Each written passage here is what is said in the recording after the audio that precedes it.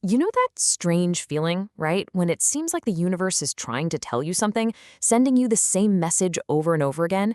Maybe you learn a new word or see a new product, and then, all of a sudden, it's just everywhere. But is that some kind of cosmic sign, or is it just your brain up to something pretty incredible? It usually starts with something really simple. Let's say you're talking to a friend, and they mention they just bought a new red car. You probably don't think much of it, just a passing thought. Oh, nice color. You notice it for a moment and then move on. But then the next day, it's like a switch has been flipped. On your way to work, you see three red cars. Another one's pulling out of a parking spot at the grocery store. A classic red muscle car drives past. It feels like the entire world decided to buy a red car overnight. What is going on? Well, there's actually a name for this experience, a really fitting one, the red car theory. It perfectly captures that bizarre feeling when something new pops onto your radar and then seems to be absolutely everywhere. But here's the secret, the little twist that changes everything. The world didn't change at all. Your mind did. So, okay, if it's not magic and the number of red cars hasn't actually exploded, what's the real science here? Well, this little glitch in how we see the world has a much more formal name, and it's a totally fascinating part of how our brains try to make sense of all the noise out there. Officially, it's called the frequency illusion. And the most important word in that phrase is, you guessed it, illusion.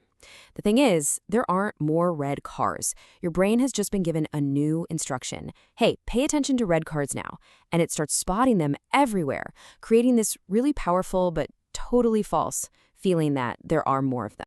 And you know, this whole thing has a kind of weird history. For a while, people called it the Baader-Meinhof phenomenon. And that name came about back in 1994, when a reader wrote to a newspaper, totally mystified because he'd heard about this really obscure German terrorist group, the Baader-Meinhof gang, twice in a single day. The name just kind of stuck until 2005 when a linguist named Arnold Zwicky gave it its more scientific name. So, how exactly does our brain pull off this neat little magic trick? Well, it's not just one thing. It's actually a clever one-two punch from a couple of different mental shortcuts or biases that are working together perfectly. Here's how the magic happens. First, something called selective attention turns on a spotlight. Out of the millions of things you could be noticing at any given moment, your brain says, hey, that red car, that's important now. Then a second player comes on stage, confirmation bias. Its job is to find proof that the spotlight was right, so it starts pointing out every single red car it can find while totally ignoring all the blue, white, and black ones. So let's get to know our two partners in crime here. Think of selective attention as the strict bouncer at the club in your mind. It decides what gets your focus. And confirmation bias, that's the bouncer's best friend, the ultimate hype man, inside the club, pointing at every red car and yelling, see, I told you this was the place to be. Look, another one. Now, this is way more than just a fun party trick our brain plays on us. This illusion is quietly shaping our decisions and our reality every single day in ways that can be surprisingly dangerous, but also incredibly useful. When we're not aware of it, this can be a real problem. Think about a doctor who just learns about a rare disease. Suddenly, they might start seeing its symptoms in every other patient. Or an investor who hears about a hot new stock and then sees it mentioned everywhere, convincing them to pour their money in. It's what keeps us stuck in our social media echo chambers and can even distort how we see risk in the world. But, and this is the really cool part, that exact same glitch can be turned into a superpower. Marketers know this. It's why after you search for a new pair of shoes, you see ads for them everywhere. But you can use it too. When you start a new hobby, like bird watching, this is the very thing that helps you suddenly start spotting that specific bird you've been looking for. It basically helps new information stick. And that's not just a nice thought. In the medical field, where the stakes are incredibly high, they're realizing this too. One study from academic radiology actually called it an excellent learning tool.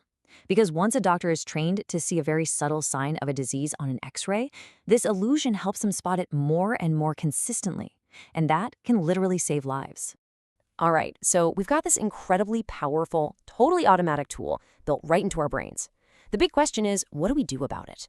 Do we just let it run on autopilot, or do we learn how to get behind the wheel? It really just comes down to 3 simple steps. First, just be aware of it. The next time you see red cars everywhere, just smile to yourself and say, oh, hello, frequency illusion. Second, before you make a big decision based on what feels like a sudden trend, pause and check the facts. Is this real, or is it just your brain's spotlight? And third, Go find people who see the world differently. If you're seeing red cars, ask someone who's looking for blue ones. There's a great line from Papa's Take that really sums it all up.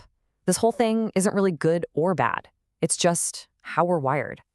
It's a powerful reminder that whatever we choose to focus on, we'll find more of. So in the end, it was never really about the red cars. It's about the fact that our brains are designed to find whatever we tell them to look for. We can't turn this feature off, but we absolutely can choose where we point the spotlight. So the only question that's left, the one that really matters, is this: what will you choose to see?